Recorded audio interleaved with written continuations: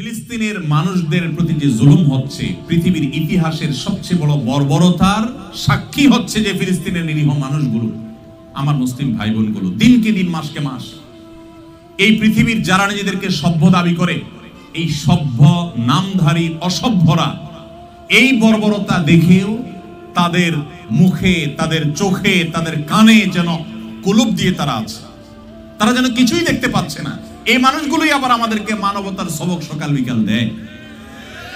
যারা আমাদেরকে সকাল বিকাল মানবতার সবক দেয়, সেই সভ্যতার ভেগধারী অসভ্যদের মুখোশ আমাদের সামনে ফিলিস্তিন ইস্যু এসে দিনের আলোর মতো উন্মোচন করে দিয়েছে, এবং সেই সাথে মুসলিম নামধারী মুনাফিকদের মুখোশ উন্মোচন করে দিয়েছে।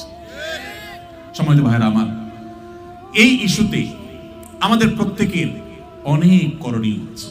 আল্লাহ তাআলা আপনাকে জিজ্ঞাসা করবেন না তুমি কেন তোমার ক্ষমতা দিয়ে সেখানে তাদেরকে দখলদার মুক্ত করো নাই। আল্লাহ তাআলা জিজ্ঞাসা করবেন না, কারণ আপনার সেই ক্ষমতা নেই।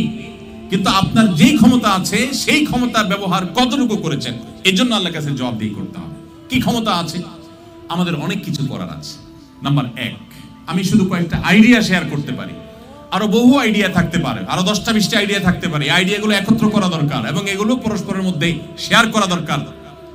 1 নম্বর হলো, এই ইস্যুতে আমরা জনসচেতনতা তৈরি করতে পারি। এই যে আপনাদেরকে আমি সচেতন করছি, আপনি আর 10 জন মানুষকে সচেতন করলেন, মসজিদে আকসার ফজিলতগুলো তাকে জানালেন, কেন এটা গুরুত্বপূর্ণ তাকে বোঝালেন, কেন ইমানদার হিসেবে আমার কষ্ট লাগা উচিত, সেই চেতনা জাগ্রত করবার চেষ্টা করলেন।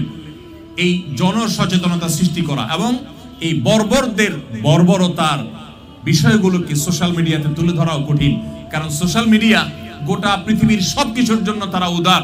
আমার প্রিয় নবী সাল্লাল্লাহু আলাইহি সাল্লামকে গালি দিলে সেটাও নাকি কারোর ব্যক্তি স্বাধীনতার ব্যাপার, সেটাও নাকি মত প্রকাশের স্বাধীনতার ব্যাপার।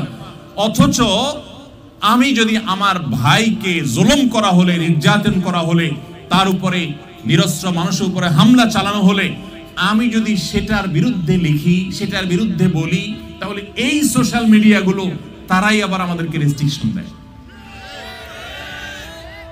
প্রিয় ভাইরা আমার, এরপরও আমরা অনলাইনে অফলাইনে বিভিন্ন ভাবে আমরা মানুষকে সচেতন করতে পারি। সত্যি বলতে বাংলাদেশি মানুষ হিসাবে আমি খুব লজ্জিত এই একটা ইস্যুতে এসে, এবং গত প্রায় 2.5-3 মাস পর্যন্ত আমি প্রায় বিছানায় শোয়া ছিলাম, হসপিটালে ছিলাম, অসুস্থ ছিলাম, যার কারণে আমার আক্ষেপ হয়েছে, এবং এখনো যে কিছু করতে পারিনি তার জন্য আক্ষেপ হয়েছে। মুসলিম তো বটেই, অমুসলিম দেশগুলো, পৃথিবীর অনেক অমুসলিম দেশ আছে যেই দেশগুলো এই ফিলিস্তিন ইস্যুতে মাজলুম ফিলিস্তিনিদের পক্ষে দাঁড়িয়েছে।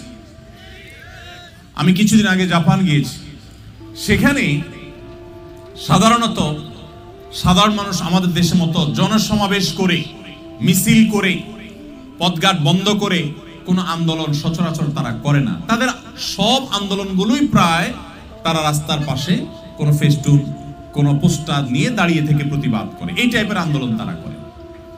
সেই জাপানের মতো জায়গায় হাজার হাজার মানুষ রাস্তায় বের হয়ে এই ফিলিস্তিন ইস্যুতে মাজলুম মুসলমানদের পক্ষে দাঁড়িয়ে কথা বলেছে। আফসোসের বিষয় হলো, আমার প্রিয় বাংলাদেশ থেকে উল্লেখ করার মতো, আঙ্গুল দিয়ে দেখাবার মতো একটি কোনো প্রতিবাদমূলক, একটি কোনো বড় আয়োজন আমার চোখে অন্তত পড়েনি। আমি নিজেও এর জন্য দায়ী, এবং এর জন্য অপরাধ বোধ আমাকে কুরে কুরে খাচ্ছে।